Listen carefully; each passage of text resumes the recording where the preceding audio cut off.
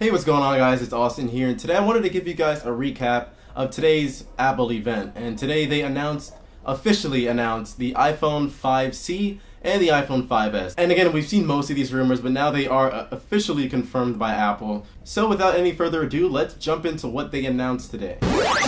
The iPhone 5C and the iPhone 5S. I'm going to start with the 5C. This is the rumored plastic low-cost iPhone, and even though it's technically their low-cost model, the thing still looks pretty impressive. While it is made of plastic, it has a steel reinforced frame with no seams, making it presumably pretty solid to hold in the hand. Now, of course, the C does stand for color, and the 5C is going to come in green, white, blue, red, and yellow. They also showed off their new cases, which look interesting. The thought process behind the case design was that it would help you contrast different colors and really make your phone stand out. But another aspect that will stand out on the phone is the internals. Now, like I predicted before, the phone is basically an iPhone 5, which was discontinued, by the way, and it's just stuffed into a plastic shell. This means it has the same 4-inch retina display, A6 processor, and 8 megapixel iSight camera. Now, speaking of cameras, it actually has a new FaceTime HD camera with larger pixels for better performance, and we'll get into that larger pixel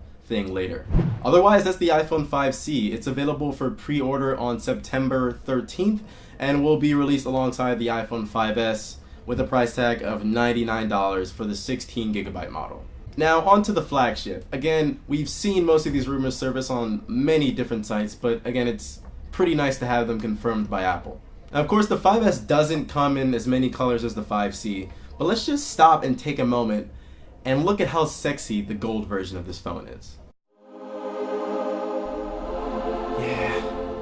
Now, it's also going to come in a silver and space gray, which both closely resemble the iPhone 5S. But I do think the biggest distinguishing factor is the home button, but I want to save that for last. Now, starting with the internals, the 5S sports a new A7 chip, making it the first 64-bit smartphone in the world.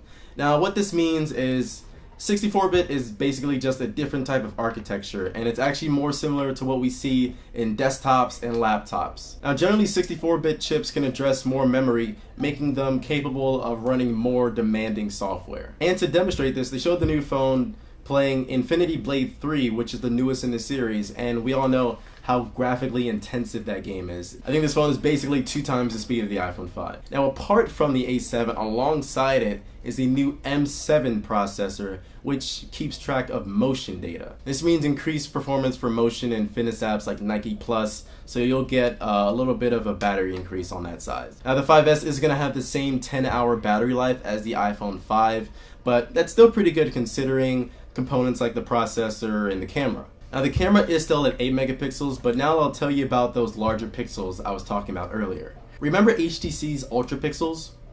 Yeah. Anyways, the new camera has a larger sensor, which will help with overall quality as well as low light performance. The flash was upgraded to something they call a TrueTone flash, which basically, in combination with software on the phone, the flash helps make skin tones a bit more pleasing and a lot more natural. And another cool feature is the slow motion 720p video recording at 120 frames per second.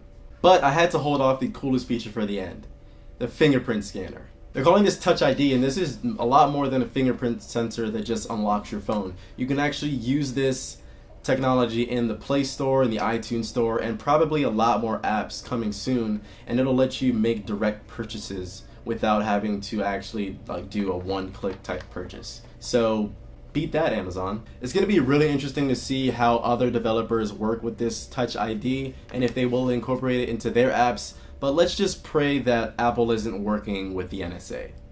Anyways, that's probably the most interesting new feature. Otherwise, the phone still has the same retina display, comes with LTE, and of course it will launch with iOS 7. Now, the pricing is going to be the same as the iPhone 5 was at launch. It's going to be $199 for the 16GB model on a 2-year contract, and it is going to be released alongside the iPhone 5C on September 20th. So that's it for this video. I'm interested in hearing what you guys think of these 2 new phones. Is there a feature that you're most excited about, or do you think they actually left out something like maybe a bigger screen? Let me know in the comments down below. So as always, if you guys like this video, give it a thumbs up, subscribe if you haven't already, and I'll catch you guys in my next video.